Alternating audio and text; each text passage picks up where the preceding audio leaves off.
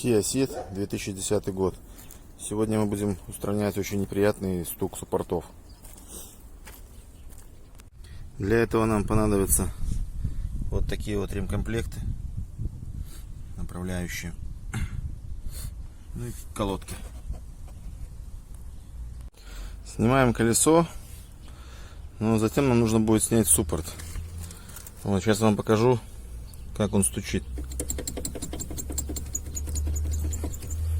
Ну а на скорости, на мелких неровностях он стучит еще громче. После того, как все разобрали, а затем поставили на место, ничего не шумит, ничего не тарабанит. Все стоит как новое.